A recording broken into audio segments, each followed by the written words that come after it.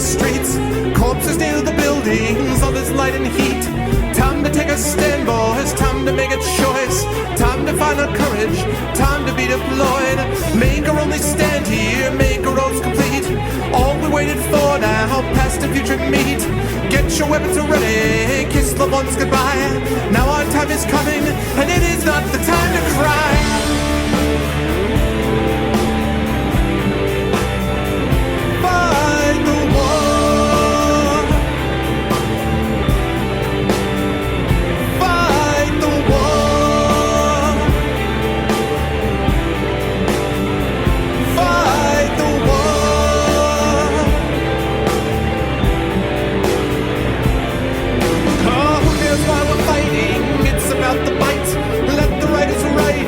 Settle wrong from right.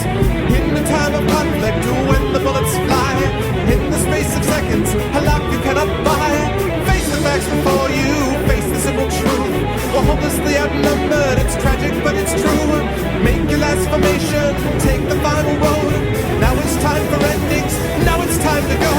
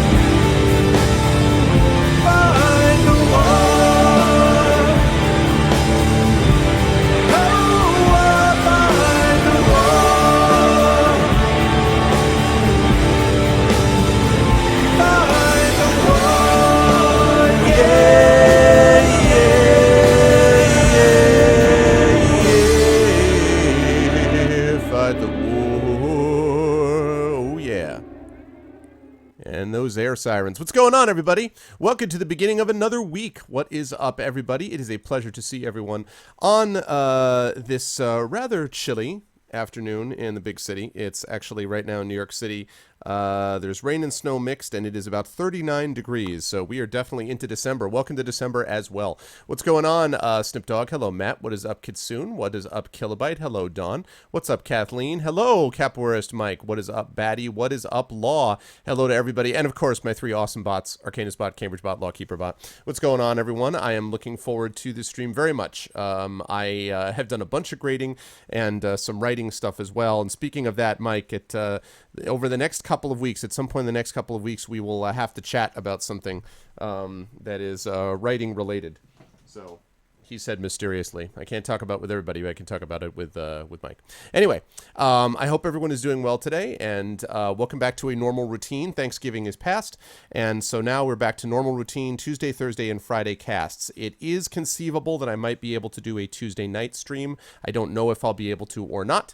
I know, exactly. Isn't that weird, Mike? It's so true. basically it was just kind of like summer, summer, summer, summer, 4 weeks, fall, fall, winter, winter, winter. You know, it's really bizarre. But anyway, so yes, so it is good to see everybody. Phoenix Wright today. We will, I don't know that we'll finish it, but we'll get a lot of into the last episode. And if we don't finish it today, we'll definitely finish it either tonight's session or on Thursday for sure. And then we will be on to the next thing. And I wanted to lay out, I've actually had a chance to talk about, it's raining in California. Yeah, what's up, Diddy? So I wanted to mention the schedule because I have worked out my schedule for the next few months, actually, as far as games are concerned. Besides Dungeons and Dragons, and there will occasionally be D&D sessions, hopefully once a week or once every other week. But otherwise, during my solo cast, the schedule looks like this. Once I finish Phoenix Wright, Ace Attorney, I'm in the last episode right now. Then I'm going to finish my Ultima Underworld run. That'll probably take 2 sessions or so.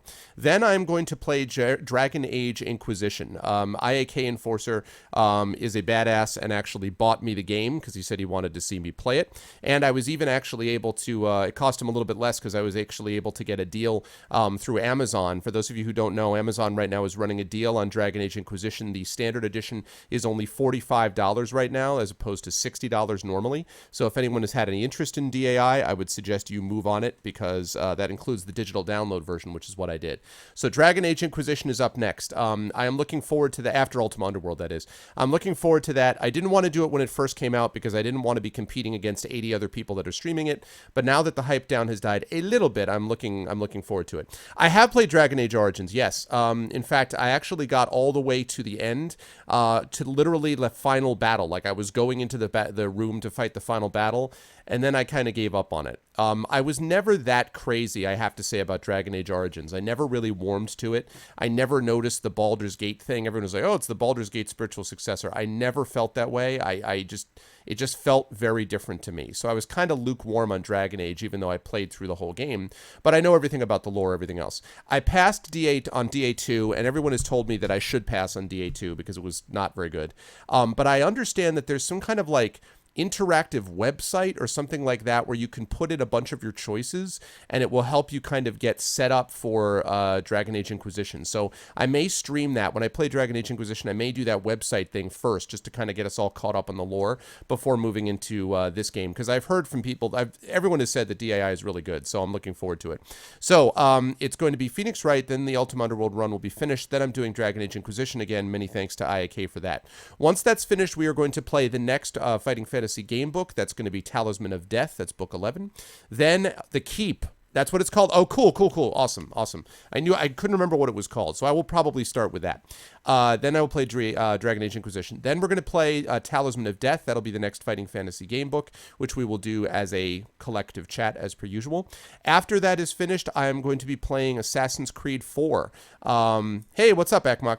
Then I'm going to be playing Assassin's Creed 4 is what I'm going to play after Talisman of Death. When that is finished, I will probably be playing Trails of Sky. It kind of depends on when I get to that. Burner is the one who gave that to me. And then after that, I'm going to have to see, because I could play The Witcher 3 at that point. After that game, I might be playing...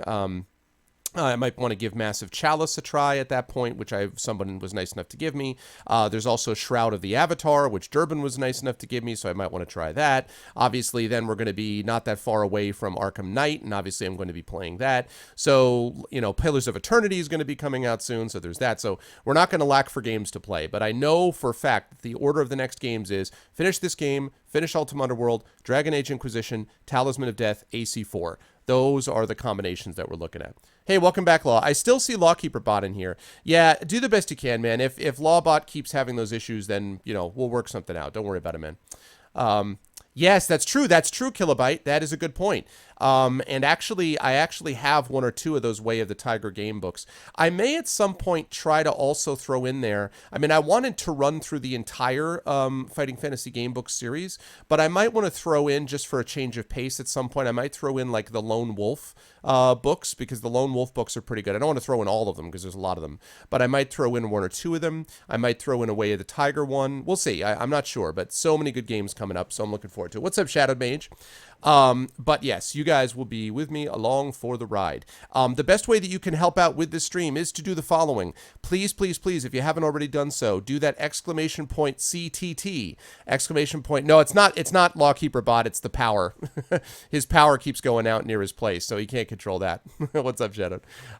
So yes. So first of all, exclamation point CTT. Please do that click to tweet thing and spread the word about the stream. That's the first thing. Second thing is my YouTube. I am up to now 88 subscribers over at my YouTube channel. If you want to know all about the past broadcasts and things like that, please go over there and subscribe to my YouTube channel, and you can keep up with that. And then last of all is exclamation point Steam group. That will give you information about the Arvanauts. We are now up to 100 and I believe it's 78 members, something like that. Saga Firewolf from Tin Man Games. Oh, cool, cool, cool.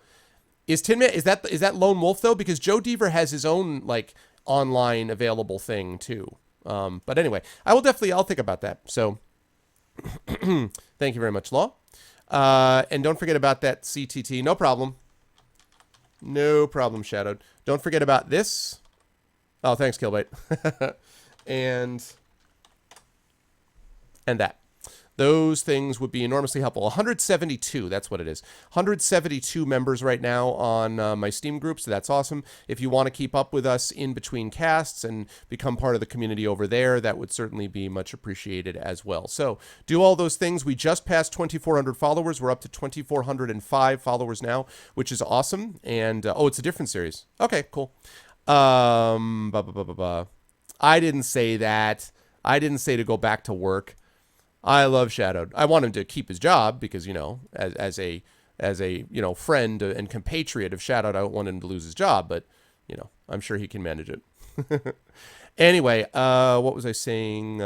Yes, so 2,405 followers. When we reach 2,500, I'm going to be applying for partnership again. So we are going to continue to push that forward, and the way to do that is to spread the word about the stream. So Phoenix Wright today, I should say. I'm looking forward to that. And let me get rid of, let's see. Let's get rid of that. Let's get rid of that. And let's turn on that. There we go. Hello, everybody. A couple of things to note. Whalers hat. Hartford Whalers Pride. Also, my shirt today. My Conan shirt. What is best in life? A, to crush your enemies. B, to see them driven before you. C, to hear the lamentations of the women. D, all of the above. All of the above, obviously. So yes, so Phoenix Wright time is what we're looking at, and we are going to continue with episode 5. And I don't really have anything witty to add to that, so let's just get to it. Let's do it up. The Complete Sagas of Firewolf. Nice.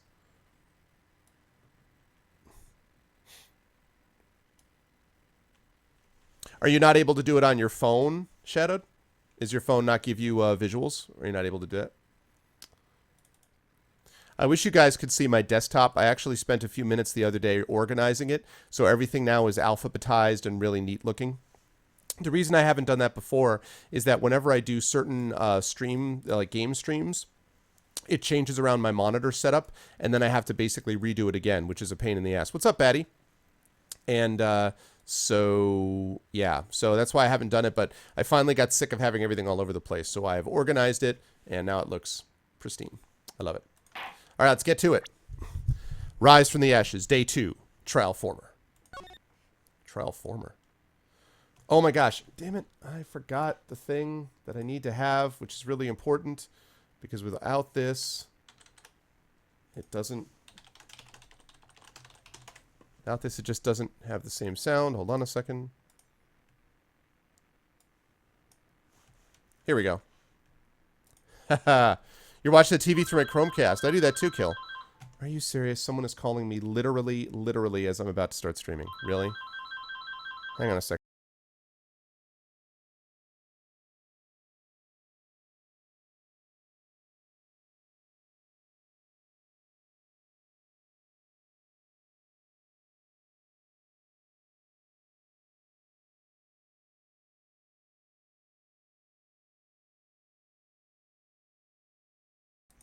Freaking automated phone calls. Okay.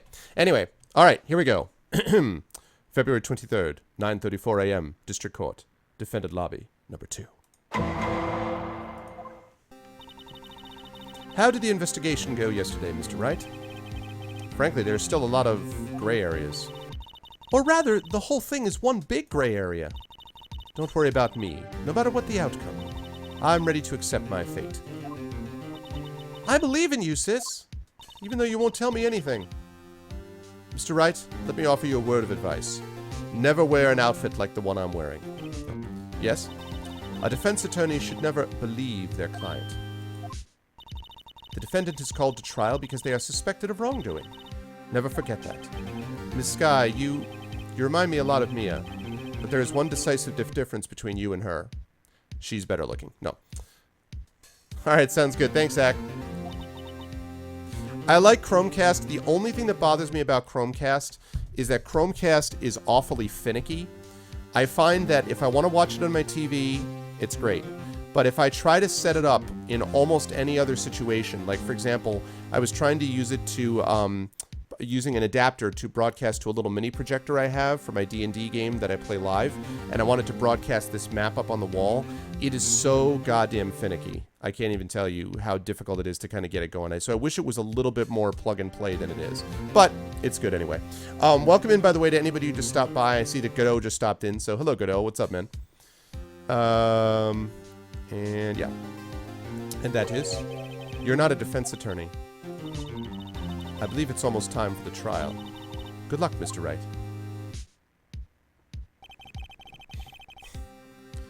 Well, I wouldn't say that, Shadow. No, they do look very similar. My first trial without a Fae helping me. No one's going to bail me out this time. Booyah. I'll be alone in there. So I have to discover the truth. All by myself. Oh, Strike. You and the female voice thing. Let's do it, Mr. Wright. I'll be with you the whole way.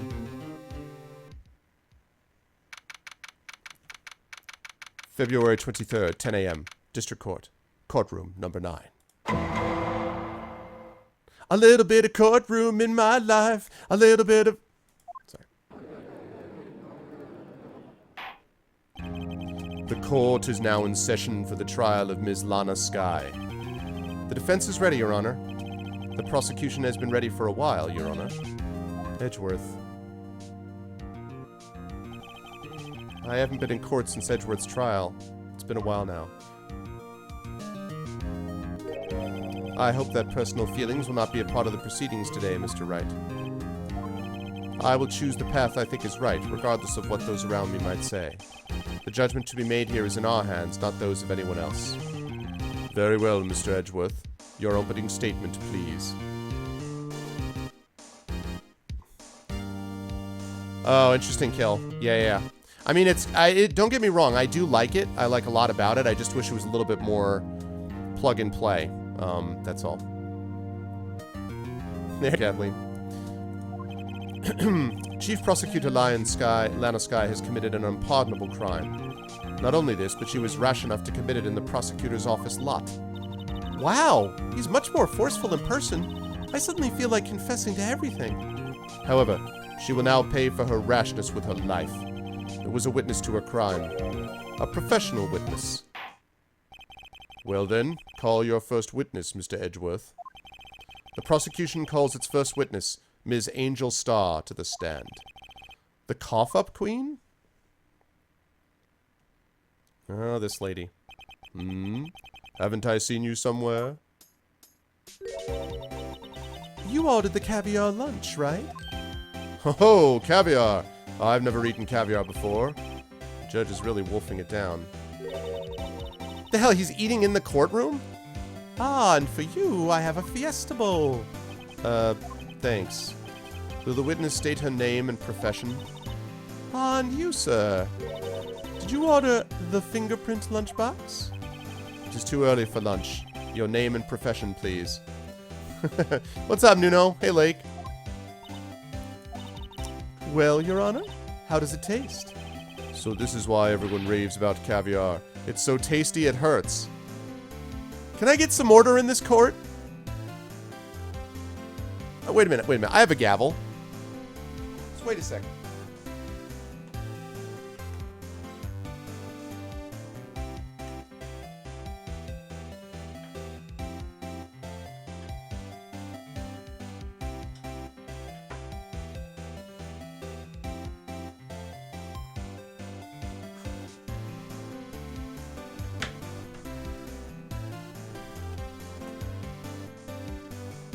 Alright.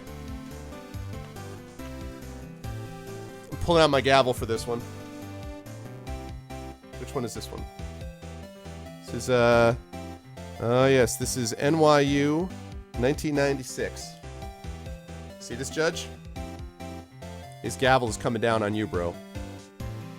Stop with the caviar. I'm telling you right now. I always thought caviar would taste like pickled tapioca. What does that even mean? What is pickled tapioca? You're out of your mind, Judge. What the heck does pickled tapioca taste like? Yeah, exactly. Exactly. Name. Profession. Now. Me? The name is Angel Star. Don't go forgetting it. I find myself running Lunchland these days. Is that what you wanted me to say, Mr. Edgeworth? Very well, witness. Please describe the incident to us. The prosecution will wait. I'm not finished eating. God. Gavel of doom! Man. Kathleen. Hurry it up! Very well, Mr. Edgeworth. As you know, we usually call on the police to provide a description of the crime. But in this case, I'm too busy eating caviar in a complete violation of professionalism. Your Honor, as Mr. Edgeworth has said to the court, I am a professional. Huh? What exactly does that mean? Until 2 years ago, Miss Angel Star was a special investigator with the police. She was a first-rate homicide detective. What? Miss Star was a detective? Aha! I know who you are. Cough up. Cough up Queen Angel Star, Your Honor. Long time no see. Very well. You may continue with the description, Ms. Star. Who is this lady? If I might have the court's attention over here... The parking lot of the prosecutor's office is divided into 2 blocks. A block is for the prosecutor's office personnel. What's up, Messiah? B block is for visitors and clients. A chain divider separates the 2 blocks. I suppose that's to keep visitors from taking up prosecutor spaces, yes. Oh, that was the judge. Sorry, prosecutor, caviar, still choking on it. The crime took place by a car in the back of A block in the car's trunk. The killer stabbed the victim with a knife and went to drive the body out. Unfortunately for her, there was a witness, and an arrest was made on the spot. And who was this valiant witness? Why, it was me, Your Honor. Because I'm not at all responsible for this crime, which is why I was kicked out as a homicide detective and am now working as a random, really creepy food lady who also has a side of prostitution. Yes. Witness, did you see the very moment of the crime? Of course, Your Honor. Immediately after that, I apprehended the chief prosecutor. Seems rather cut and dry, doesn't it? Well, Mr. Wright? I can't agree on principle, Your Honor. It seems that some poor losers are unwilling to accept the truth, Your Honor. Shall I proceed to crush what little hope they have remaining? If you can, then give them your worst, Miss Starr.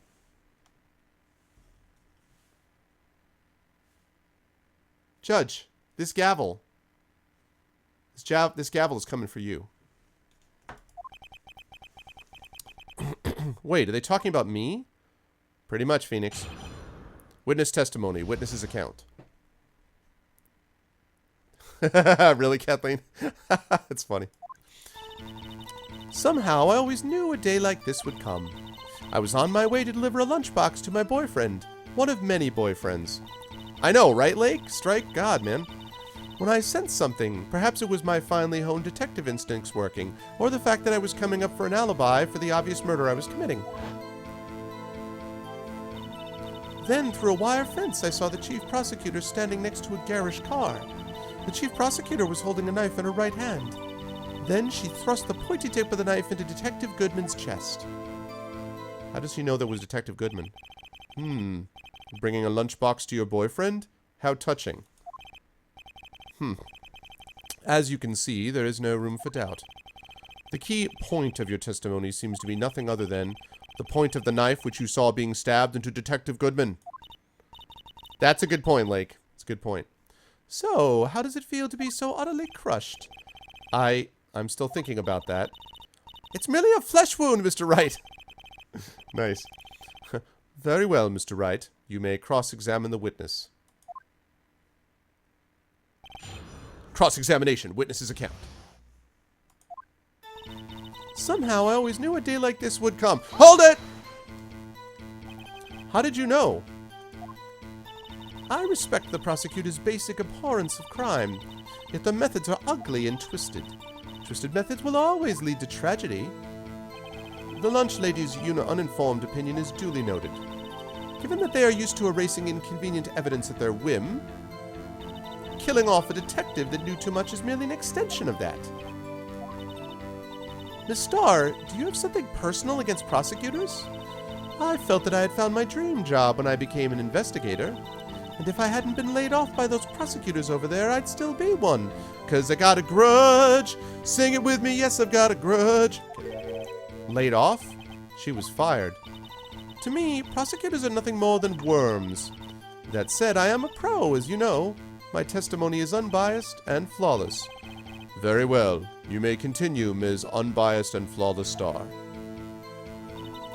I was on my way to deliver a lunchbox to my boyfriend. Hold it! This boyfriend, he's the detective? Not that boyfriend, the security guard. That boyfriend? You have several? Yes. This boyfriend, that boyfriend, and the other boyfriend. Care to join? What is with this lady? The yet another boyfriend position is still open for applicants. I'll stick with the lunch, thanks. All right. Note to self, the judge had to think before replying. The security guard room is in the lot, in A block. Oh, sorry. Security guard room is in the lot, in A block. It's up on the second level, so you can see everything from there. That'll be the room with the security sign. Incidentally, did you bring your lunchboxes by car? Since I'm a visitor now, I parked in B block. So she was in B block when she witnessed the crime. When I sensed something, perhaps it was my finely honed detective instincts working. Hold it! You sensed something? So you're saying you had a premonition of the murder? It felt like, how would you say? Oh yes, it was like the feeling you get when you view a pumpkin chock full of seeds. I have no idea what that means. Haha, Lake, nice. Speaking of a detective's instincts, wasn't the victim, Mr. Bruce Goodman, also a detective? Yes, well, he was like a young cheese. Young cheese?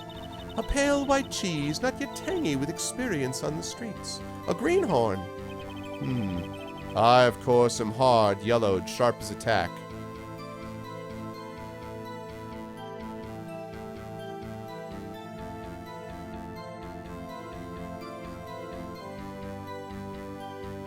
This judge, man. This judge. I bet you stink, too. Yeah, Emma. What's up? In any case, there in the lot, I felt something stirring in the back of my mind. Then, through a wire fence, I saw a chief prosecutor standing next to a garish car. Hold it! By garish car, you mean... Mr. Edgeworth's car, yes. Mr. Edgeworth's? Incidentally, the knife with which the victim was stabbed was also Mr. Edgeworth's, wasn't it? Indeed, it was. What an odd case this is. And the person you saw, you are sure it was the defendant? I saw her from no further than 30 feet away. I am certain it was her. If she's telling the truth, we're doomed. Well, she's not. Let's just do what we can. Even if we don't have any proof, we can always complain. Witness, in your testimony, you clearly stated the following. Prosecutors are nothing more than worms. Ergo, you are a biased witness. You might want to keep those silly opinions to yourself in the future, rookie. Huh? Rookie? Unless you're willing to risk the consequences of doubting me. I'll fry you like a fritter. Crispy on the outside, chewy on the inside. That was inspiring. The hell with the judge, man. I believe I've heard that tagline elsewhere. You could cry plagiarism. I may be relegated to the lowly post of lunch lady, but my instincts are honed. A photograph. You took this? The moment I witnessed the crime, my reflexes took over and snap! I took a picture, except there's a problem with that because the car was parked in the opposite direction. In fact, one of my lunch boxes is rigged with a camera. I suppose that's more exciting than just hanging it around your neck. This is my first time seeing this photograph. You think I'd show it to you, a prosecutor? Think again. I know, Strike. Totally sane. My boyfriend works in the photography division of criminal affairs. Well, this is most certainly the defendant. It's also most certainly the well, actually, wait.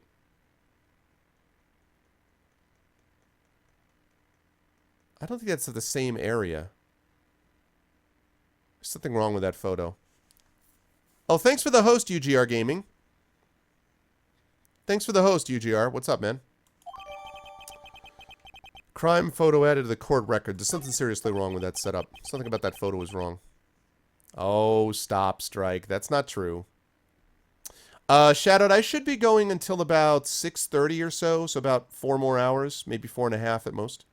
I don't know if I'll be streaming tonight or not. Depends on how things work out schedule-wise. Uh-oh, that is unmistakably Lana Skye. So, what was the defendant doing at the time? The chief prosecutor was holding a knife in her right hand. Hold it! Tell me more about this knife that the suspect was carrying. Well, I'd say the blade was about 10 centimeters long. Good to see you, UGR. Thanks for the host, man. Is that right, Mr. Edgeworth? It is your knife, after all. Yes, that's about right. Prosecutors are, by nature, well versed in the location of a man's vital organs. I'm sure it was easier than boiling an egg for my egg salad surprise set. You can't testify as to her ability to kill an egg. I mean, a person. Perhaps a chicken salad set would have been a better metaphor? So, the defendant was holding a knife. What then? Then she thrust the pointy tip of the knife into Detective Goodman's chest. Hold it! How do you know it was Detective Goodman? Tell the court why you didn't try to stop this crime. That's a dumb question. You did see her raise the knife to strike, no? The defense has a point. She's on the other side of the fence. It's not a good point. Unfortunately, by the time I realized what was going on, it was already too late. Too late? Yes. Well, the next moment, the chief prosecutor brought down the murder weapon. I see. It's only a flesh wound, Mr. Wright. We can make it. You said that before. Anything else? Well, scientifically speaking, Miss Starr's testimony is flawless. Sounds pretty fatal to me. Well, what do we do? Is this it? Is my sister guilty? Oh, relax.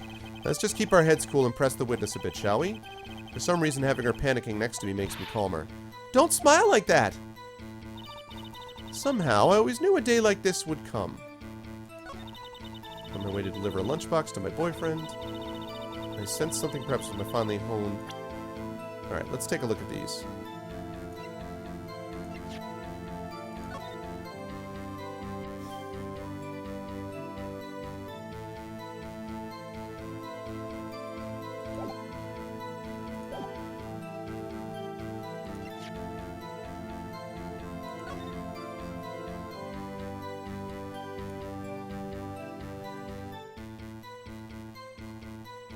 Something about that photo was wrong.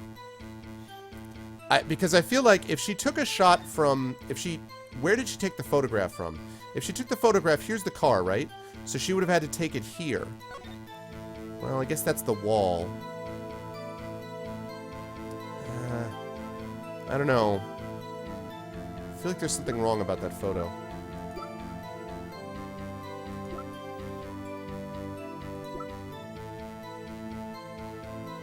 Traces of victim's blood, no prints.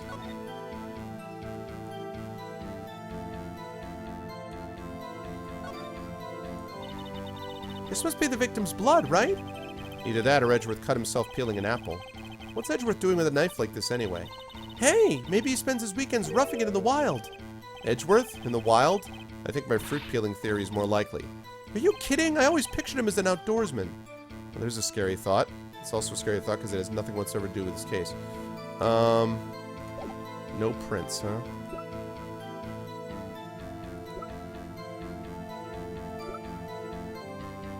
He entered the lot at 5:12 p.m. Well, I'm unclear about that part. Yeah. Loss of blood, 1 knife wound. Died within an hour and a half of 4 p.m., so that could technically fit.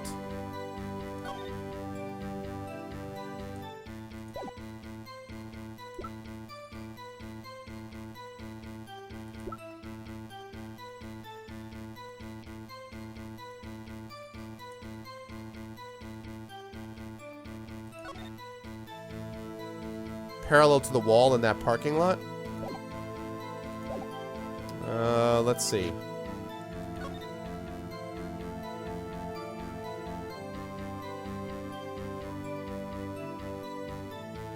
I feel like there's something wrong with that photo. Whoops.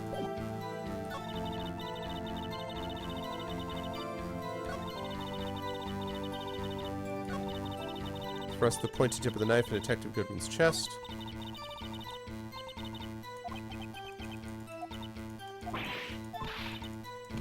Wait a minute. Oh, my bad. I thought the testimony was longer than that.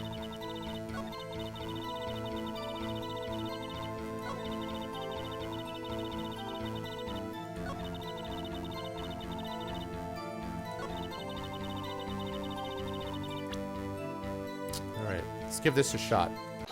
Objection! And you witnessed this? You saw Ms. Skye stab the victim with the knife? As I've already said, yes. I swear it on my finest salmon swirl lunch. I'm sure that is a fine lunch. Judge, shut up. But isn't that odd? Look at the photograph.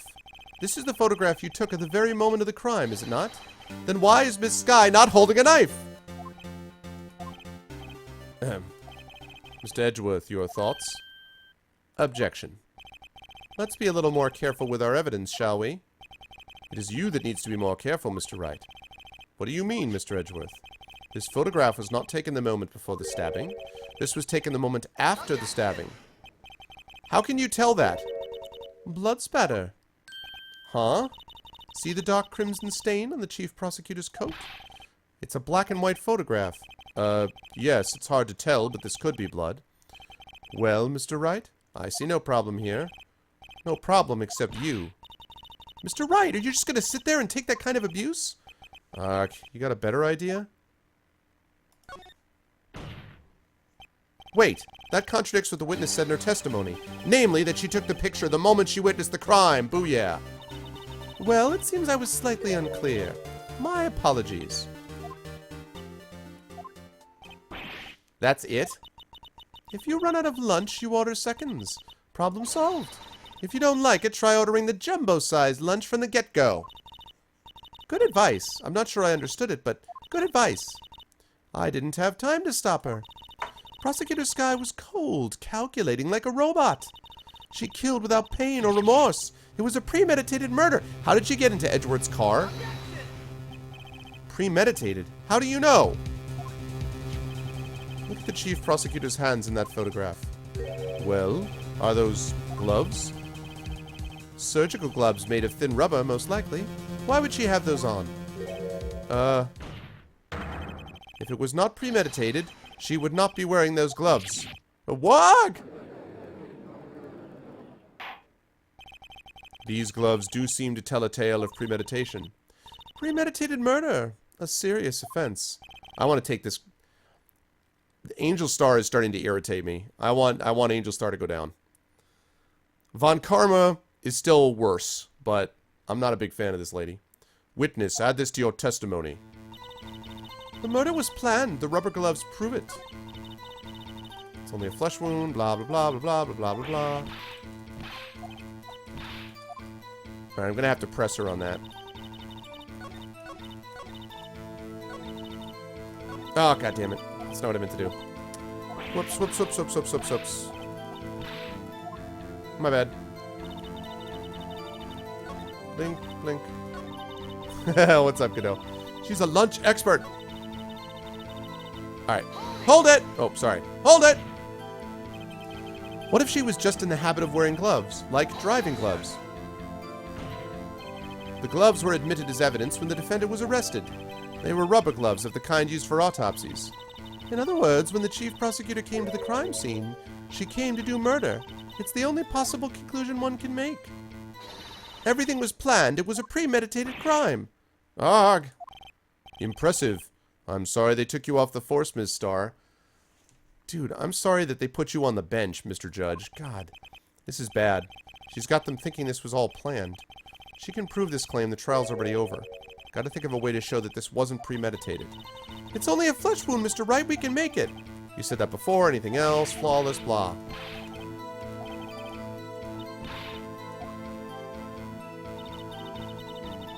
Alright, so I've got to present something to take care of that situation.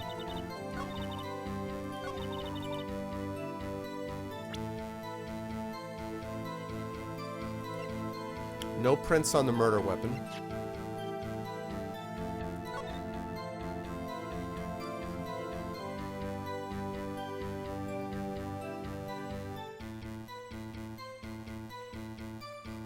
It's really a terrible photo. Alright, let's see what other things we could do.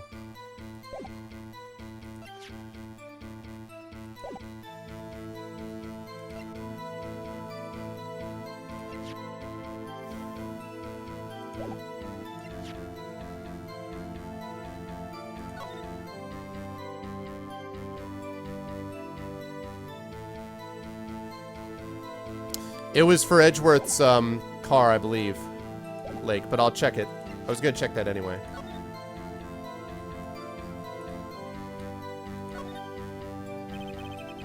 Miles Edgeworth, 1712. This is dated the day of the crime. The murder took place 3 minutes after Edgeworth parked his car. If only he was held up at a couple extra red lights, he wouldn't have been caught up in this whole affair. Perhaps. It just goes to show you never know what'll happen when you run a yellow light. Thanks for your incredible help.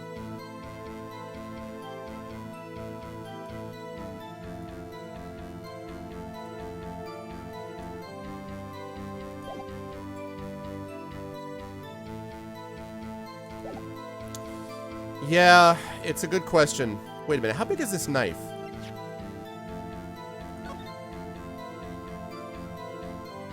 I already examined that. How big is the knife? Traces of victim's blood.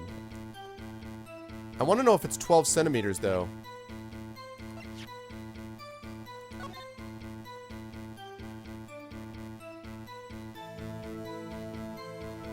Okay, it's parked in the right direction. Yeah, I mean, you would think so, Kathleen, but... That's B. I wonder if... I mean, she could stand in front of the car, right? Wait a minute, wait a minute, wait a minute, wait a minute, wait a minute. Are these all walls? These are all walls, right? On either side? If those are walls... Let me take a look at that photo again.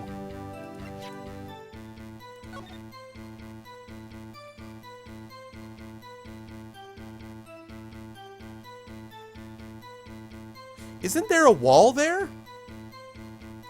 I guess there couldn't be a wall there, but what?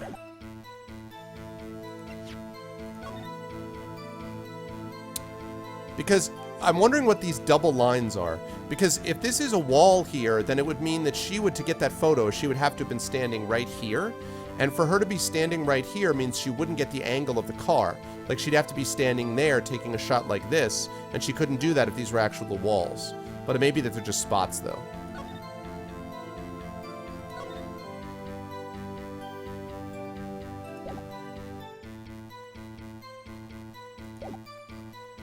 But I think what I'm trying to do right now is prove that it's not premeditated.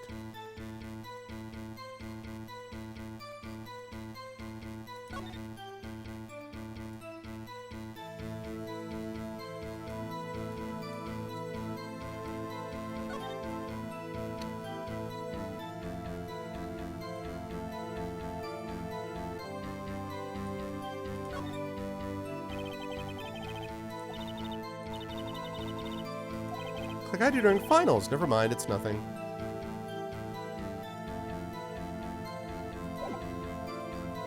So, last call made to her sister Emma at 5:18 on the day of the murder.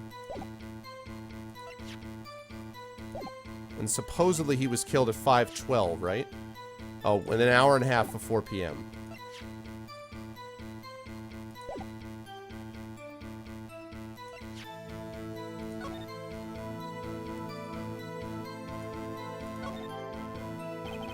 A name and ID number are written here. Detective Bruce Goodman, ID 5842189. I wonder why they only use numbers for IDs. What else would they use? Letters, silly! They're the reason we have a written language in the first place. True. Detective Bruce Goodman, ID Yabadab. See? Wouldn't that be better? Yabadab? Well, it does have a certain ring to it. Exactly my point! Doesn't take much to amuse her. She called him at 5:18. No, it's not Edgeworth. Lake, Edgeworth isn't the one. So the argument is that Lana Skye, the chief prosecutor, used Edgeworth's knife to kill what's-her-face. See, here's the other thing, too. How did she get into Edgeworth's car? Because what she had to have done was to pull the knife out of the toolbox from the car, kill him, stuff him in the trunk. I don't know. The problem is I don't know where to sort of press that, though.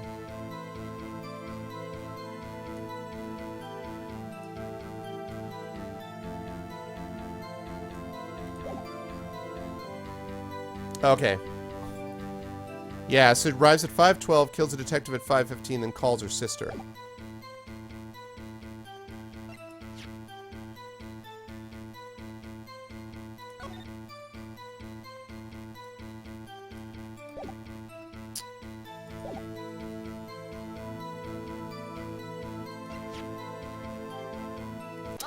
I don't know how you got it. Witness, do you know what this is? Are you trying to test me? I sell boxed lunches for a living, you know. That's a knife. The knife. The knife that was in Mr. Edgeworth's trunk. Indeed, it is my knife. What's with this case? The bloody murder weapon, a red car, all belonging to the prosecutor there? The defendant is the chief prosecutor for the district, right?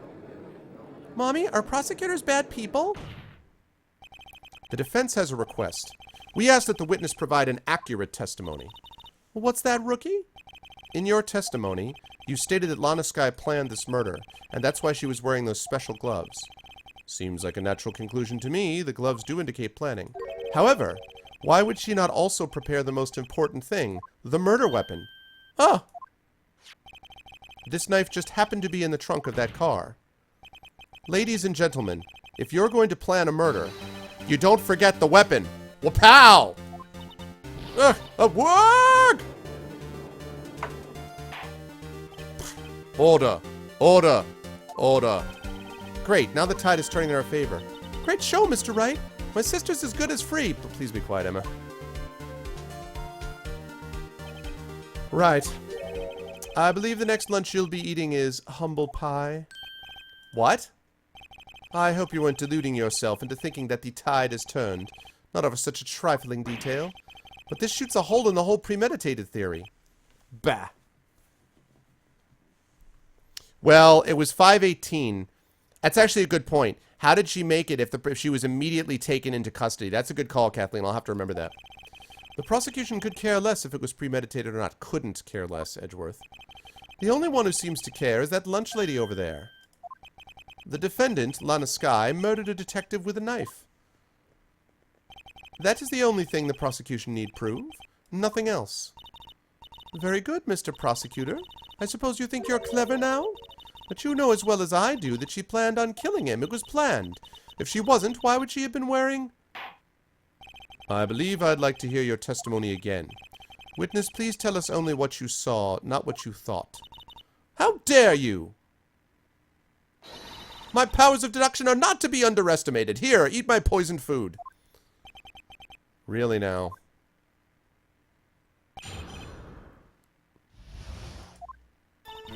Lana Skye intended to murder Detective Goodman. That's why she called the victim all the way to the prosecutor's office. I'm sure the chief prosecutor had a grudge against the victim. Nothing else could drive that human machine to plunge the knife in again and again. The victim was summoned from the police department to the prosecutor's office. It does sound a lot like premeditation, doesn't it? So, if I order pizza, does that mean I'm planning to kill the delivery boy? Good call, Emma. In any case, the defense may now cross-examine the witness. Angel's deduction. How this guy intended to murder Detective Goodman? Hold it! You've said that, but you haven't told us how you know. That's what I'm about to tell you, rookie. I believe what she just said was a mere prelude to the story she's about to tell. Try not to interrupt her again. Rookie? Never interrupt a storyteller. It's like pulling a bun out of the oven half-baked. Something's half-baked here, all right, and it's you. Try not to confuse the defense witness. They're not very quick on their feet. I like how Edgeworth is also pissed off at her. Now, why did you believe the suspect had intentions to murder the victim? Her actions speak for themselves. That's why she called the victim all the way to the prosecutor's office. Hold it! Yes, it does. You have no proof that Miss Sky called him there. You have no proof that she didn't. It's your job to prove the case, not the opposites. Hello? Mr. Edgeworth, thoughts? There is no record of a call made on the defendant, Miss Lana Sky's phone. She might have written him a letter. Come on, you could have tried public phone first at least. In any case, the victim came to the prosecutor's office where he was murdered. I'm sure he had a reason to be there. Witness? Why do you think it was the suspect who summoned the victim that day? I'm sure the chief prosecutor had a grudge against the victim. Hold it! What kind of grudge? Well, I wouldn't know that. Of course you don't. That's because she didn't have a grudge. Rookie. I have a lunchbox here. Now, what's inside? How am I supposed to know? See? We agree there is a lunchbox here, but we don't know what's inside. A person's life is like a lunchbox with pretzels. Don't you agree? No, I don't. I don't agree, and also shut up. I get it. That's why my lunch was so salty.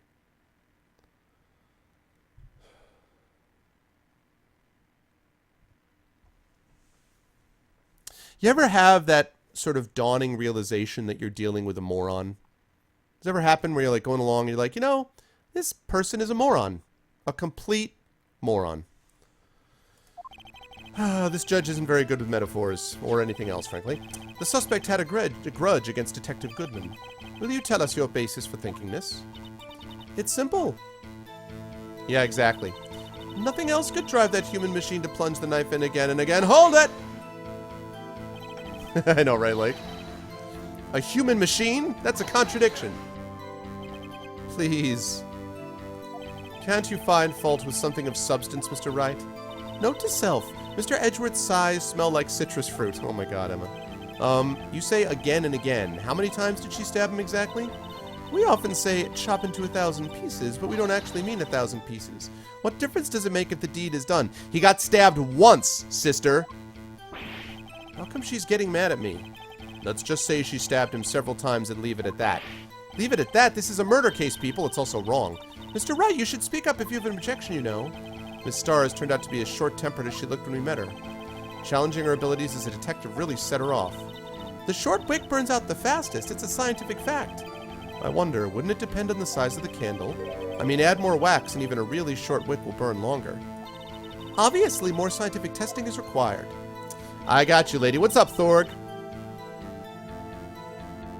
Uh-huh. Uh-huh. I'm sure she did. Knife in again and again. Really? That's interesting, because one of the things is about the knife wound. Objection! You say she stabbed him again and again. But you couldn't have witnessed that. Are you testing me? Then I'll test you. With my moss surprise. I'm afraid the moss is growing under our feet as we wait, Miss Starr. What do you mean? I shouldn't have to explain this, but take a look. The autopsy report states that death was due to a loss of blood from one stab wound. I know, right, Thorg? Aha! You're right. Good show, Mr. Edgeworth. What a hunk! He's my hero, really. What about my objection? No one noticed? Well, witness? You got the crime scene set, right? Oh, thanks. I always believed that no one could ever mistake ketchup for blood, but now I realize that such mistakes are possible. So, you're saying you mistook something for blood? When she lifted her knife, I thought I saw blood at her breast. Splattered blood from her victim. That's why I thought she must have stabbed him at least twice. Then tell us what you saw that you thought was blood. Testify! Testify! I know, exactly, like. Well, the whole point of it, too, is that, like, Edgeworth is just as angry at her as Phoenix is. So it's like, come on, man. Her red muffler looked like blood to me. That's how ghastly the whole scene was. Okay, I know about this already. Blah, blah, blah, blah. Short wick, blah, blah. Okay.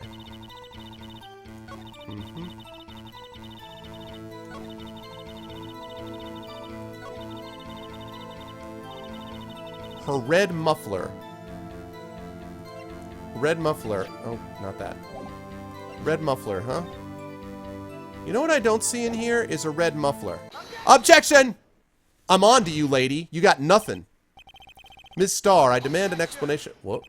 The witness is clearly not suited for detective work. What?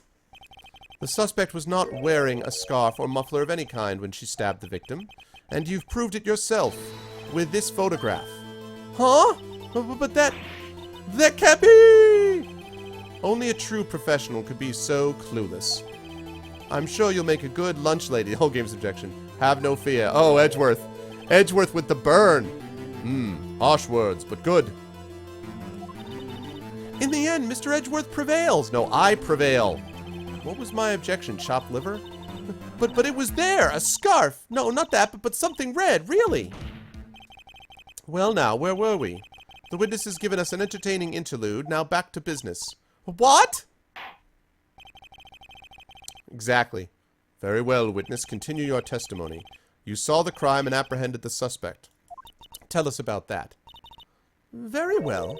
I do remember some things accurately, at least. Ultimately, we couldn't shake the most important part of her testimony.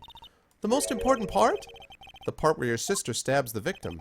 This next testimony might just be the moment of truth. Yes, indeed. Witness testimony, apprehending the suspect. Here's where we're going to get a chance to test out your theory, Kathleen. After the murder, the suspect attempted to run behind a partition off to her side. I quickly caught her, explained her rights to her, and arrested her on the spot. Ah, yes. When I arrested her, she mentioned the muffler. That's what had me confused in my earlier testimony. The chief prosecutor made to escape, but against Angel Star, resistance is futile. You are quite determined about this scarf, aren't you? I strike like a snake and bite like a cobra. That's me, Angel Star. That wasn't a very good metaphor. First of all, a cobra is a kind of snake. And don't bother with me details unless you want to get bitten. No, thanks. Note to self, Attorney Wright gets bitten by snake. The chief prosecutor tried to resist, but her efforts were in vain. She knocked my hands aside, kicked over an oil drum. Oil drum? Hard to imagine. Oh, she's beautiful, but deadly. A predator, this one. A leopard woman, rawr. Very well, Mr. Wright. Your cross-examination, if you will. That's a good point, Lake, and we're about to make that point right now, apprehending the suspect. Good call. I was just about to make that point myself. Hold it! I'm going to press her first. So where is this partition on the floor plans? I'm sure she means this wall next to the car. That's right. There was a wall there, about 6 feet high. She was obviously trying to hide herself. Quite a natural thing for a criminal to do. And what did you do then? Kathleen. I quickly caught her, explained her rights to her, and arrested her on the spot. Hold it! You say quickly. Were you close to the suspect? As I just said, I was only 30 feet away from her the whole time. Maybe I should press her for more details. I'd like to see this on the floor plans, just to be safe. The Lunchland car was... She was a visitor, thus she was parked in B block. So you witnessed the murder from here? That would make it about 30 feet from the car, yes. Is that correct, Miss Starr? Yes, that's right. But there was a chain link fence in front of you. I went over it, of course. Amazing. The cough-up queen, lunch lady athlete indeed. Rawr. It would have taken her a little time to climb over the fence, so she couldn't have gotten to my sister that fast. The fence was about 9 feet high, too. How come this guy didn't get away? When I arrested her, she mentioned the muffler. Hold it! She mentioned the muffler? What exactly did she say? If I remembered exactly, I would have told you in my testimony. Cheeky. Anyway, all I heard her say was the word muffler. Right, so she means muffler on the car, you moron. So, what you heard wasn't the suspect talking to you, but to someone else? Yes, the chief prosecutor was talking on her phone. Her phone? You mean this cell phone? By phone, do you mean this cell phone discovered at the crime scene? Yes, ultimately. Ultimately? My memory. It's like a salmon heading upstream, you see. What? No, the court doesn't see Ms. Starr. The chief prosecutor first attempted to use the phone hanging on the wall. On the wall? That's right, near the car. There was an emergency phone on the wall. She was doing this while you were arresting her? What the hell? Apparently, it was out of order. And so she used her cell phone?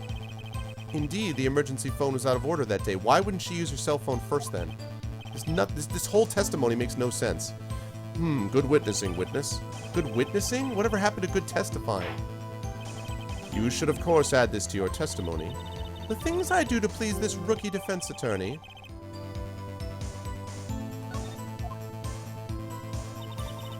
She gave up trying to use the phone on the wall and just used her cell phone. Hold it!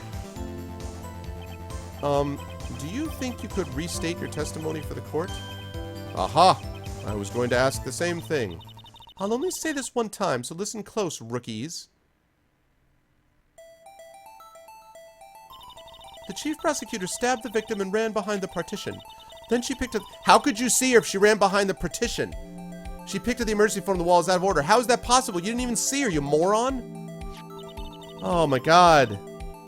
She pulled her own cell phone out of her pocket. How do you know that? And during that time, you climbed over the chain link fence.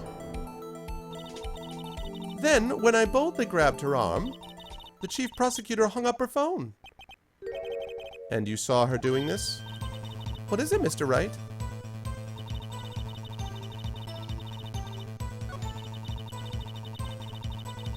Really? That's fascinating. Let me show you a little something that I like to call the parking lot plans. Moron.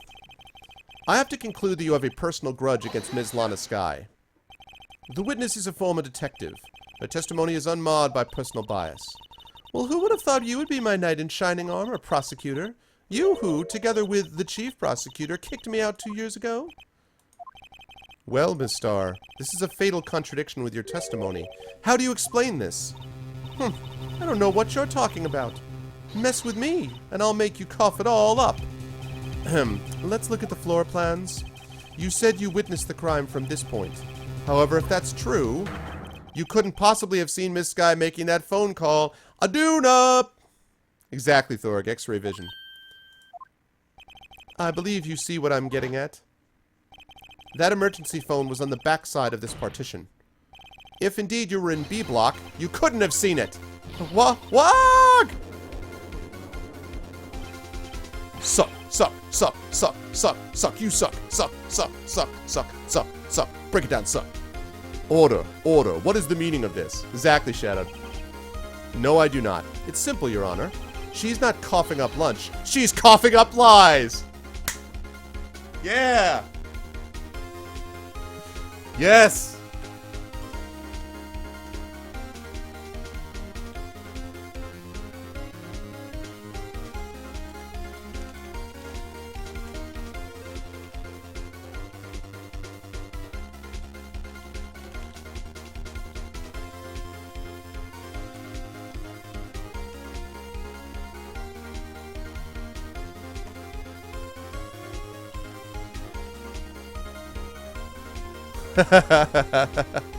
I love that line. What's up with intent? Burn alert! Grr!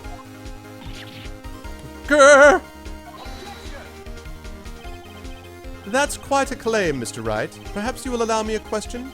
Tell us exactly what lie this witness has told the court. Here's where the counterattack begins. I can't afford to get this wrong. The witness lied about...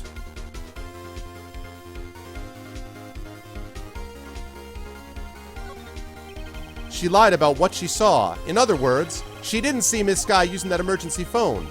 It does seem hard to imagine how she could have. Very logical. What's the matter, Star? Cat got your lunchbox? Mr. Wright?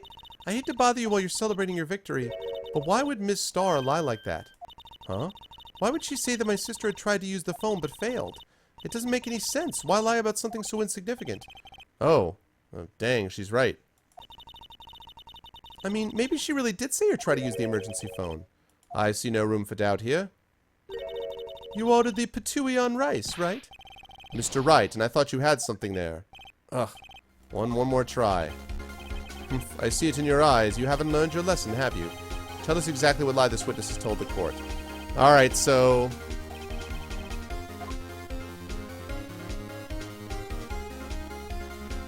might be the order of events. She lied about the order of events. Miss Sky used that emergency phone before the murder. I see. I hadn't thought of that. That took the wind out of her sails. Mr. Wright? Oh, god damn it. I get it wrong again. I hate to bother you celebrating your victory, but why would anyone use the emergency phone before the murder? Huh?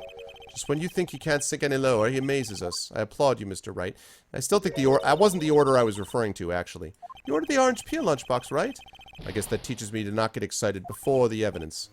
Ah, god damn it. See it in your eyes. Alright, well, obviously, that was a waste of two things. She tried to use the emergency phone, but it was out of order. What is significant about this fact? Nothing. It would be pointless for her to lie about it. Pointless to lie. I see. The witness did actually see Miss Sky using the emergency phone. In other words, Miss Starr witnessed the crime from a different location. A different location? Now that's a pointless lie if I ever heard one. I re-object. Before you call my lie pointless, at least let me tell it. Let me ask a question to our clever wordsmith, Mr. Wright. Just where was the witness when she saw the crime? All the testimony we've heard until now points in one direction. The place from where Miss Starr witnessed this crime was here.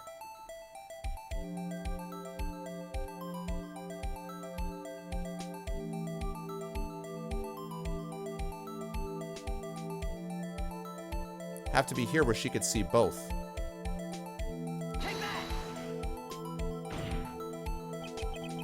If she was here, she could see the emergency phone.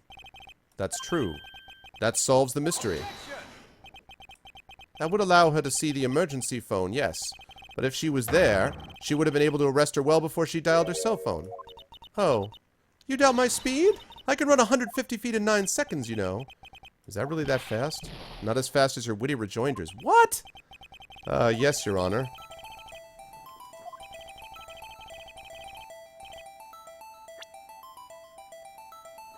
Then she was in the security room, giving the stuff to her boyfriend, as it were. Security room. This is the only place where she could have been. The security guard room? Indeed, the security room in the underground parking lot is well positioned. It's built on the second level, so you can see the entire lot. She would have been able to see the emergency phone from there. But why there? There are many other places where she could have seen the phone. Not in this case, Your Honor. The witness, not being part of the prosecutor's office, couldn't park in A block. The only place where she could have seen the crime and the back of the partition is here. I remember in your testimony you said you brought a lunch to your boyfriend in the security guard room, yes? Well, Miss Starr? How many years have I been getting the better of men? To think that the tables could be turned. Today a man has got the better of Angel Starr. Order! Order! Witness. What have you done? You used to be a detective. You should know better. I'm not turning back. The guilty will be punished. And I'll do what I must to make sure justice prevails. The guilty? She talking about Miss Sky? Mr. Wright, doesn't this strike you as odd? Why did Miss Starr lie? It doesn't make sense. Huh? She could have just said she saw the crime from the security guard station. It wouldn't change anything. Exactly. This photograph tells all. Except that she couldn't take the photograph. That's also a lie. She can't take the photograph from there if she's in the security room. What's up, Private Palmer? How did she get a shot from there? That's on the other side of that partition, so there's no way she could take that shot. She was on the other side of this. She didn't actually go from the security room. That truth still stands. It still stands? I disagree, Mr. Edgeworth. What? If a witness is found to be lying, they're guilty of perjury. She knows this. She wouldn't risk that without a good reason. So, tell us what her reason was, Mr. Wright. Huh? Me? Who else? Mr. Wright, let's review what we know. Miss Starr witnessed the crime from the security guard station. But she lied and said she saw it from B block. Must make a vital difference, but what? What would change? Angle of view to the crime, for one thing. Haha, nice. Why, the angle at which she saw the crime occurred would change. The angle? What do you mean? Well, the security guard station is on the second floor, and, she would have sort of a more 3D view of the crime. And this is important. Why?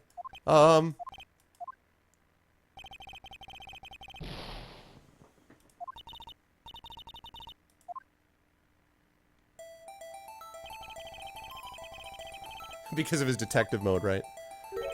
Man.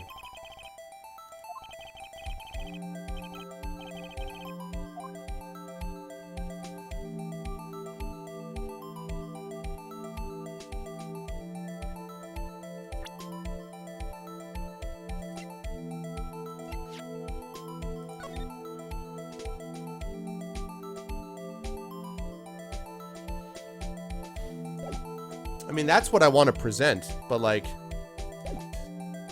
they're not giving me an option to do that.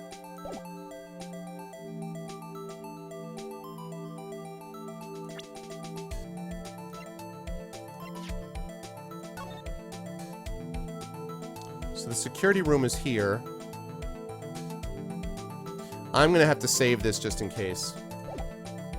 Because I don't want to go back all through all this testimony again, so I'm going to have to save it.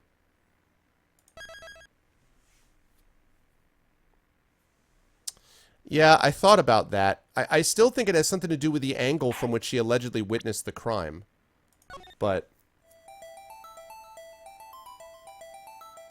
the lighting, I think, would sort of reflect that, so.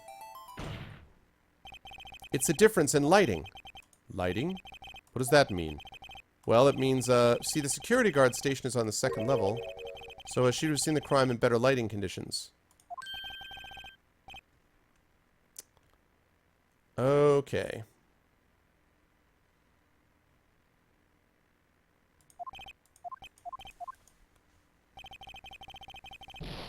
Yeah. I still think then it must be distance, but yeah, blah, blah, blah, blah, blah, prolong the trial, whatever, failed to give this court sufficient reason. The defendant is Atlanta Sky, guilty, not likely.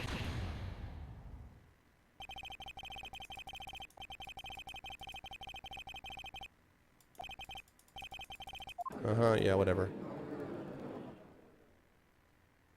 Let's do the gavel so I can reload it. What annoys me about that is that there's something wrong with the angle of it, and I feel like I already know that, but I'm not being given that option. Alright, well, distance to the crime. It changes the distance between her and the scene of the crime. My condolences, Mr. Wright, but one look at the floor plans and it's quite clear. The distance between the scene of the crime and the guard station is 30 feet. I don't see how that would change what she could see. What she saw is not in question here. What matters is the time it would take her to reach the scene of the crime. Ms. Starr, you witnessed the crime from the security guard station. Now, how long did it take you to go from there to the scene of the crime where you arrested Ms. Sky? Well, witness? Yes? You ordered the squid wheels, right? The quality of my lunches has gone from low to inedible. I was bringing a PB&J lunch with fresh boysenberry jam to my boyfriend. Boysenberry for the boyfriend. He wasn't in the station, so I waited. I witnessed the crime from the glass-walled station. And before I knew what I was doing, I found myself running towards the scene. But the door was locked. I couldn't open it. Right, and you did all this within 2 minutes, right? Sure. So you ran all the way around there. What? That's why I had to go through the visitors' parking in B block. That's quite a detour. It probably took me at least 5 minutes to get to the scene of the crime. 5 minutes? This changes things considerably. Yes, it does, Judge. But it was that woman over there in the defendant's chair who stabbed him. I know it. I have photographic evidence. I swear it. I swear it on my finest plastic spork. You have a point. And the spork is a wonderful invention. The spork is a wonderful invention. Can't we all agree that, members of the court? If I look at wonderful things, there are two wonderful things. Caviar and absolutely the spork. Would you like another caviar lunch? Absolutely. Uh-oh. Mr. Wright, you have to do something. Do I have any evidence to stop this? 5 minutes between the witnessing of the murder and the arrest. Think about it. You could make pasta in that amount of time. If you like it al dente. If you like it al dente. I've got lunchboxes that tie pasta into knots, rookie. A 5-minute blank. Isn't that strange? Strange. If you were a criminal, what would you do with 5 minutes, Your Honor? You'd get the hell away from the scene of the crime. Well, I'd guess I'd flee the scene. Hey, don't get the wrong idea. I didn't kill anyone. But you have the instincts of a killer. You would run. But this time was different. What's up, Apples? Miss Skye dawdled at the scene of the crime. She even had her picture taken. No true criminal would act this way. It's inconceivable. And by inconceivable, it's also impossible. Yarg! Well then, it seems we've come to the end of this testimony. She has a grudge against the defendant, and there is a blank in her testimony. Mr. Edgeworth is the next witness ready to go. Unfortunately, I appear to have overestimated this witness on account of her professional history. We did it! We screwed that can shut, Mr. Wright! That was too close. I'm afraid that the cough-up queen has been dethroned. And with that, court is adjourned.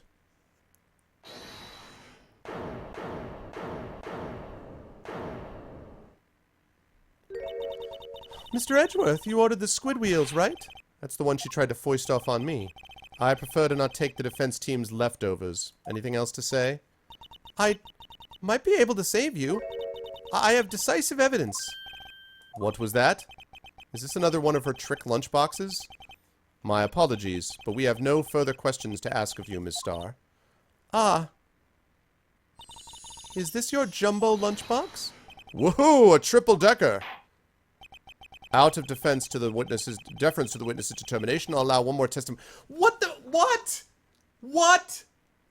What?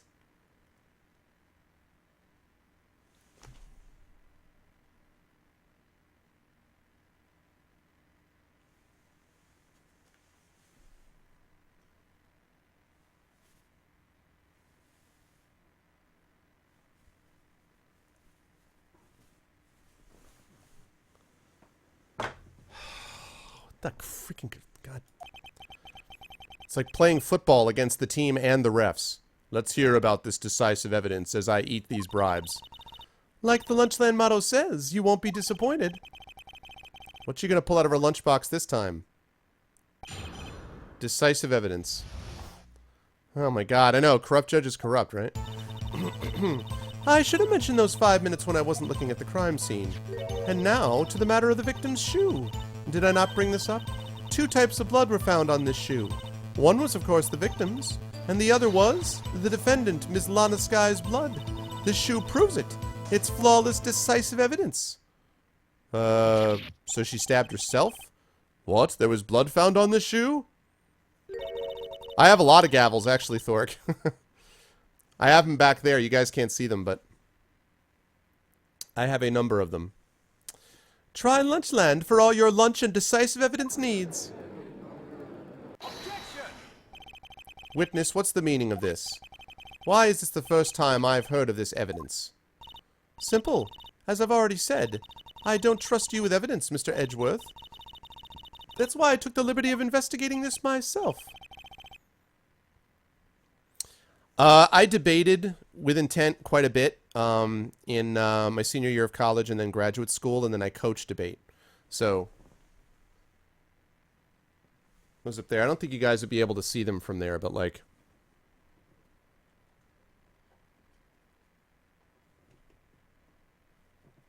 I'd have to zoom it in or something, but I have about 40 of them, I think, of one kind or another.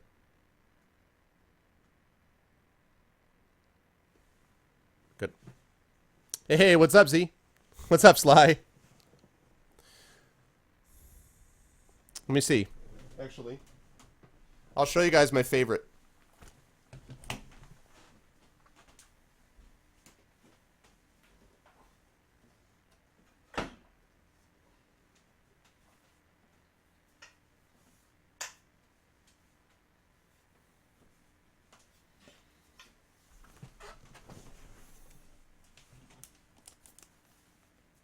Oh, 40 gavels.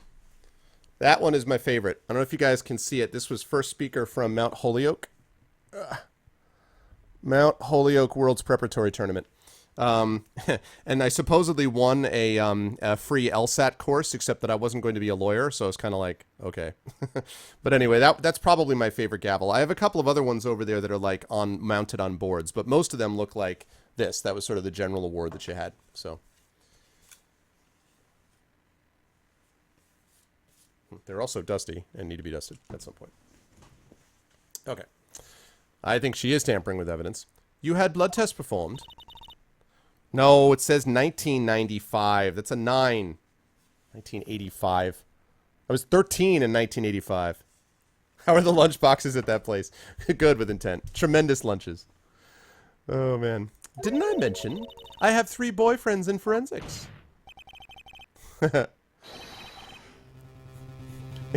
It's so funny, Thorg, that the comment of nerd has so little impact now coming from Twitch people. Nerd, I'm like, yes. Mirror, see thyself. Oh, man. In any case, Your Honor, I can't accept this as evidence. What? You should know the 2 rules of evidence law, Miss Starr.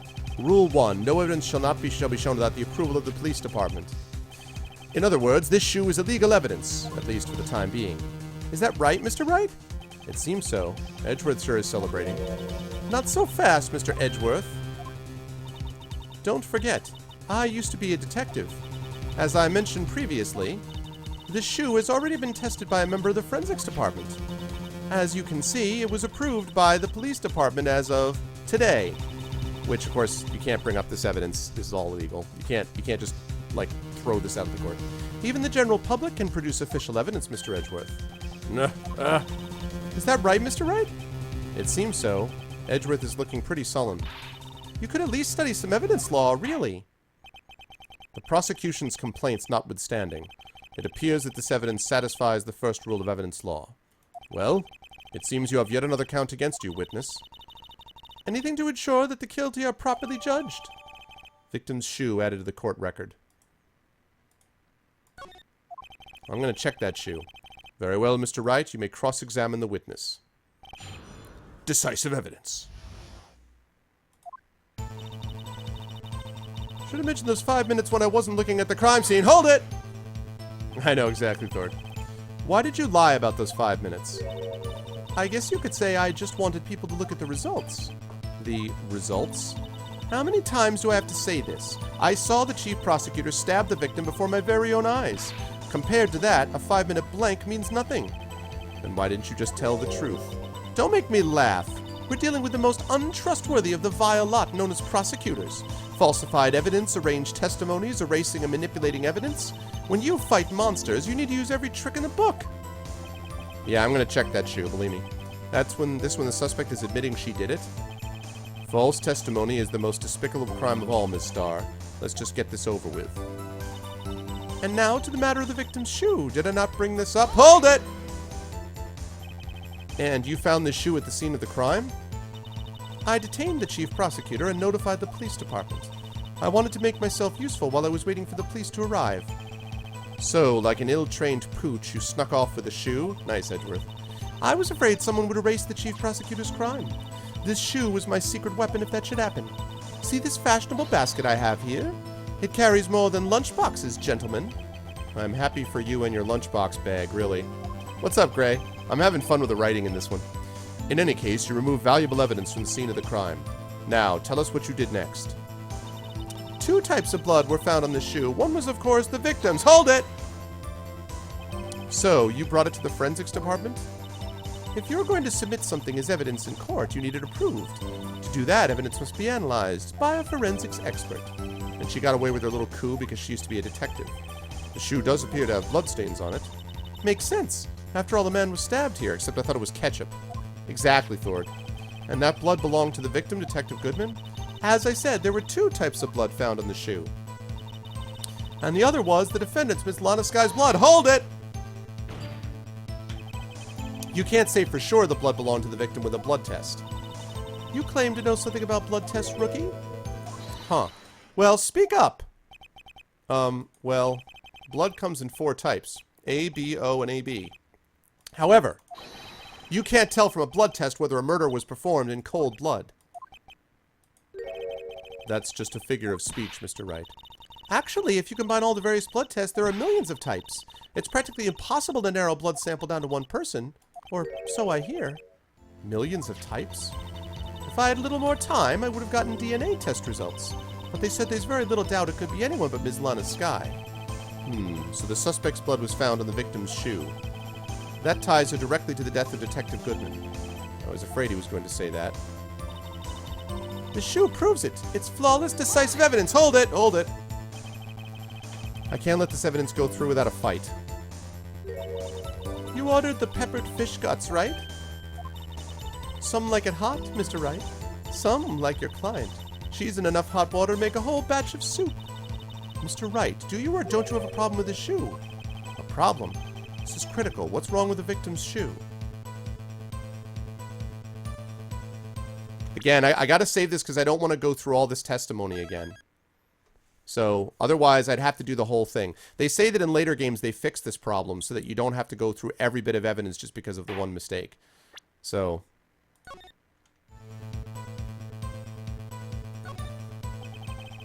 if I'm not imagining things, I'd say there's one critical problem with this evidence. Oh, clear contradiction. She's not wearing it. She's wearing heels.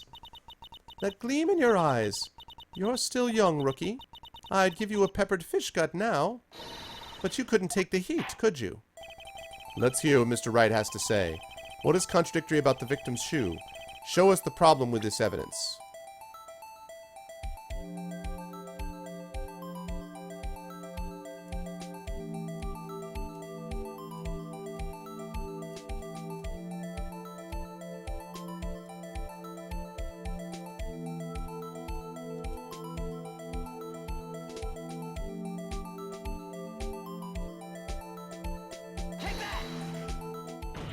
I know, right? I wonder if you noticed, there's blood on the bottom of this shoe. Don't mess with me, rookie, or it'll be your blood on the bottom of my shoe. Indeed, there is quite a bit of blood on the bottom of the shoe. It makes sense. The victim was stabbed with a knife. What could possibly be contradictory about blood on the bottom of a shoe? Well, let's see. What could be contradictory about blood on the bottom of the shoe? Let's take a look at the autopsy report. Loss of blood, 1 knife wound.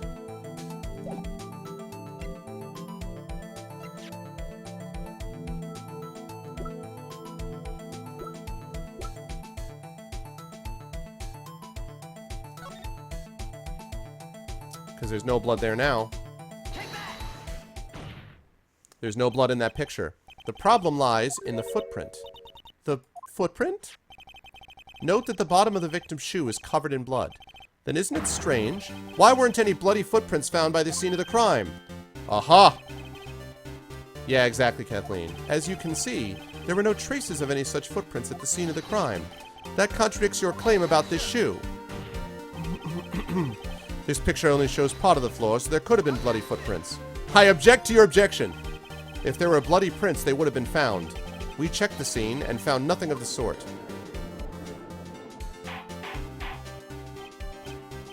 Order, order, order. Well, witness? What? Huh? Great going, Mr. Wright. But it's true that the lack of a footprint is a contradiction.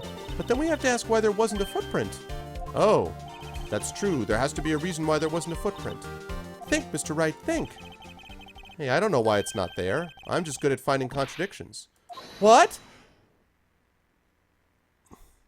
What's up, Matthew? Welcome in, Matthew X. Thanks for the recent follow. I saw that you followed me a day ago or so. Welcome in, man. Welcome to the Arvanauts. Or ma'am, I should say. I see. Now I get it. Get what?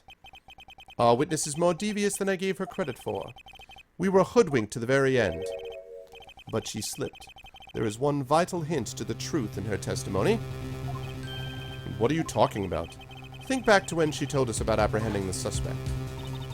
The chief prosecutor tried to resist, but her efforts were in vain. She knocked my hands aside, kicked over an oil drum. Oh, she's beautiful but deadly. A predator, this one. A leopard woman. Rawr. I thought that was a strange thing for the normally cool-headed chief to do. No kidding. Now, witness, allow me to ask a very simple question. This oil drum, was it empty? Oh, that, I'm not sure I like your attitude, Mr. Edgeworth. Though apparently you're not the slowest conveyor belt in the lunchbox factory. Witness. Well, was the oil drum empty? The oil drum kicked over by the chief prosecutor was brimming with water. Water? What does that mean? Still don't get it, Mr. Wright? Do you want to know the reason she knocked it over? Oh, to clear off the footprints? Come on, man. The real reason? Aha! You don't mean... Yes, the suspect knocked over that oil drum for one reason and one reason alone. To erase the bloodstains that would become evidence against her. What?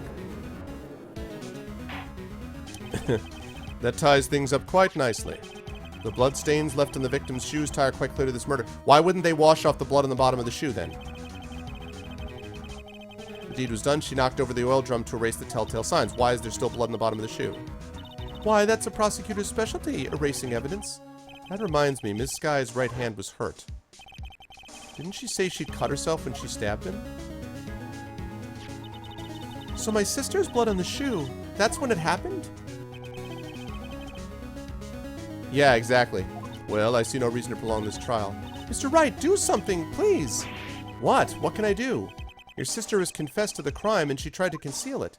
But... Enough. There is no need for further debate. The verdict, Your Honor. Very well. But Angel Star's on the prosecution's side. She could have been lying about the water.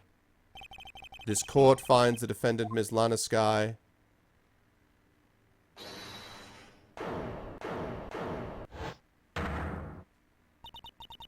Little girl, what did you just say? Huh? Me? Did you say that I, Angel Star, was on the prosecution side? Well, yeah, you are. Uh-oh. We're about to get one of those, like, you can't handle the truth moments. Get ready for it. Here it comes.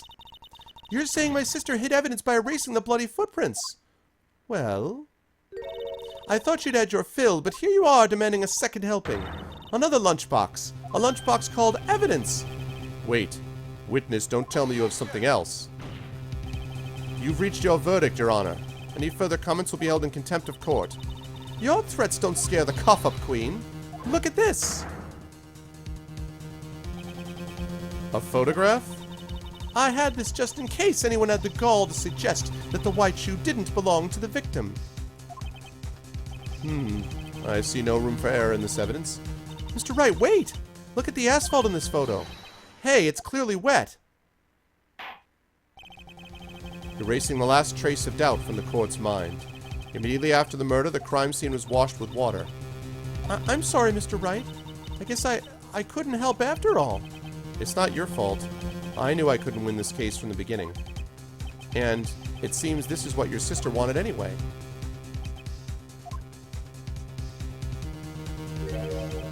I'm sorry, Mia. Right. Wet or not, don't be so quick to throw in the towel. Get yourself up off the asphalt. Take another good look. Don't give up. You still have Mia. Don't give up. You know Angel Star is a complete clown. Don't give up. I know you can make trials good. This is the last piece of evidence. Very well. This time I'd like to declare a verdict for good.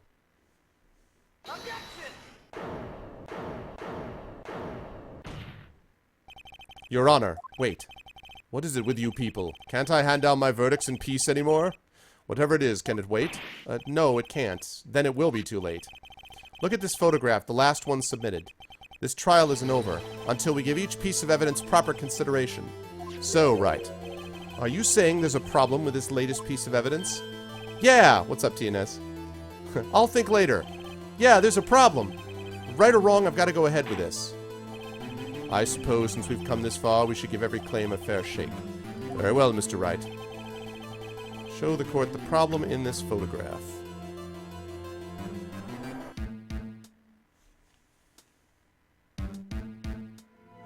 What's going on with that exhaust back there? That's a problem.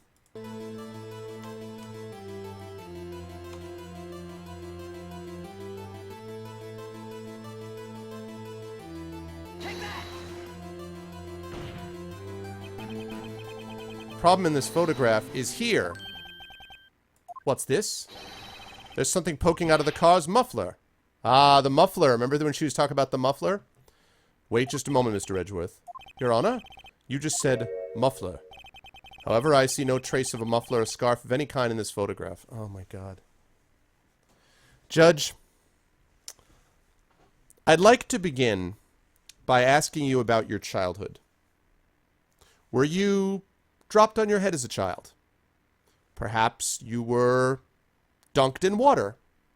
Conceivably, you had a severe allergic reaction to the caviar that you now claim to love. Any of those things might explain why, in your moronic insistence on interfering with this trial, you bring up such wonderful claims as, I see no trace of a muffler or scarf of any kind in this photograph. Like, for example, the muffler on a car.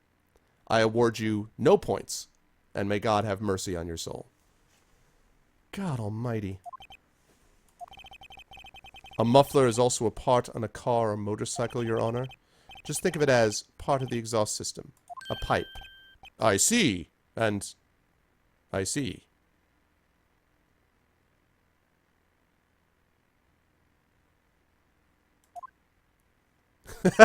That's true, TNS. When he was a child, the horses didn't have exhaust. What's that suspicious-looking cloth sticking out of the car's muffler?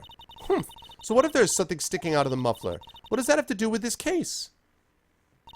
Nothing. Absolutely nothing.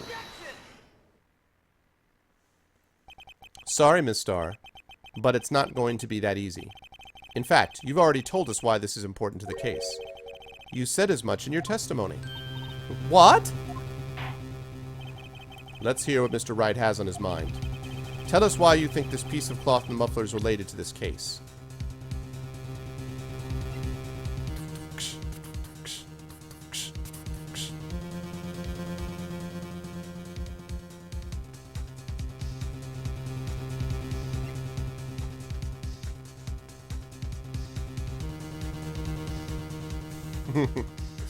Okay. I think the piece of cloth and the muffler is related to this case because she mentioned the thing about muffler.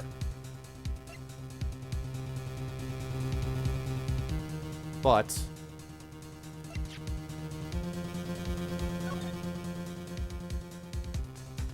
I'm guessing it's that. I'm gonna save it though, just to be safe.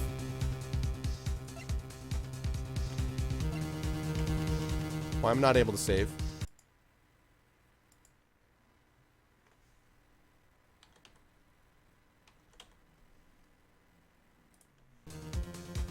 Alright, I just tried to save the state. Take that! Ms. Starr, recall your testimony for the court. Ah, yes. When I arrested her, she mentioned the muffler. Okay, good. I knew that's what I was looking for, but I wasn't sure if that was the piece of evidence that would get me to that point. Okay. Because the whole issue was the fact that she said muffler. Muffler! Arg! Yarg! Could it be that the muffler you heard mentioned was actually this exhaust pipe? If so, that means this piece of cloth is vital evidence. Oh, woo-arg!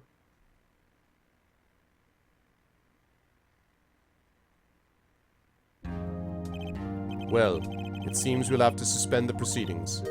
Suspend? I find myself wondering about that piece of cloth. If we leave any question unanswered here, we do a disservice to the law. Have the car at the crime scene inspected at once and bring me that cloth. The verdict will wait until after we've seen all the evidence. Agreed? I suppose so. Phew. That was close. But we made it. At least for now. The court will adjourn for a 30-minute recess. It's lunchtime after all. He's still hungry? To be continued. Ah, that was satisfying. Hell yeah, save cleared stage date up to this point.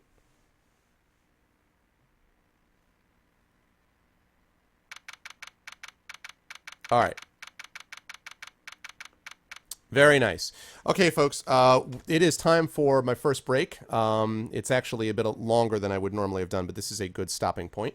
So we are going to do that. Why is this? Oh, because I was too busy. Because I was too busy looking at the... There we go. Since you guys asked before. I've got boxes in front of them right now, but you can see the row of the gavels right there. And then there's another set below that. So that's, and I have below there, there's also speaker awards. They used to have these like comedy speaking things as well, which was just sort of like a separate thing. And I ended up getting a stuffed buffalo from the Bucknell Bisons. If you know, Bucknell's university's mascot was the Bisons. So it was always a little bit weird because it's like, you know, gavel, gavel, very serious, stuffed buffalo, serious. So I remember having people come in, like I had a friend of mine who came in here, he was like, oh yeah, I remember the gavels. He's like, a buffalo? I'm like, yeah, that was a speaker award that I got for, it doesn't matter. Anyway, stop, gavel time.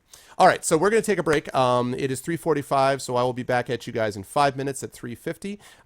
In the meantime, please make sure to tweet the stream. Please make sure to join the Steam group if you haven't already. Please join the YouTube channel if you haven't already. And let's please spread the word. Let people know that I am streaming. And let's continue to build the channel like you guys are always able to do. You guys are the best, and I will catch you guys in about 5 minutes. See you then.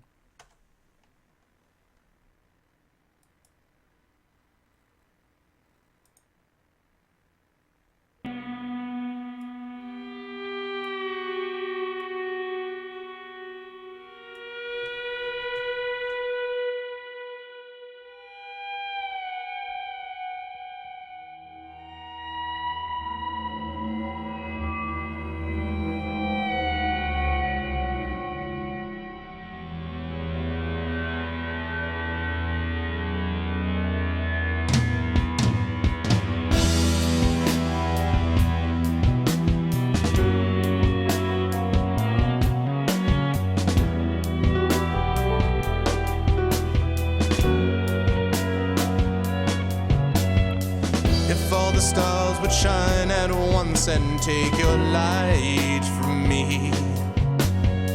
If all the oceans rose until there was less land than sea. If all the thunder crashed at once and left me deaf and dumb. If all the clouds arose in jealous rage and blotted out the sun. I'd still fight to keep you close. I won't risk losing you after we've come so far. Oh no, I won't let go. I'll make it so I'll stop staying. I'll have you for all time. 'Cause you will be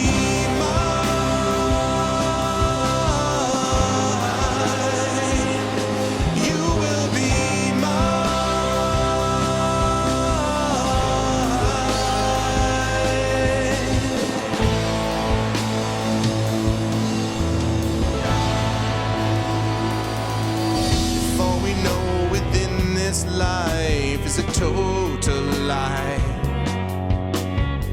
If everything we felt was real was finally denied. If all that we had once believed was shown to be untrue. If all that either of us had was me and you. Well, I'd still fight to keep you close. I won't risk losing you after we've come so far. Oh no, I won't let go. I'll make it so I'll stop staying.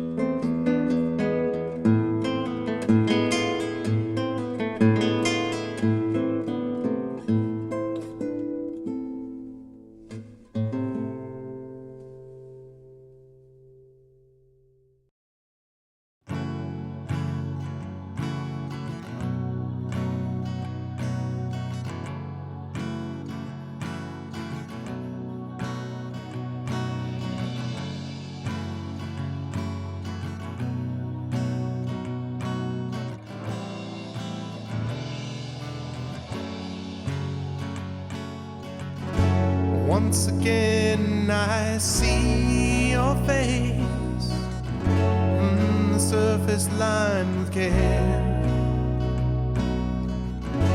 Once again it dawns on me that you're no longer there. Well, I'm not one to hide from my problems. I'd rather hold them to my heart. But then again, I always had you for context. Keep them from tearing me apart.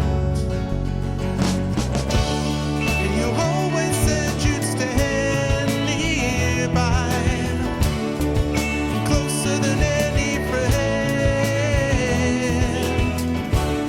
And with you near, I felt faith to try. What I didn't know was you'd leave the path before the end.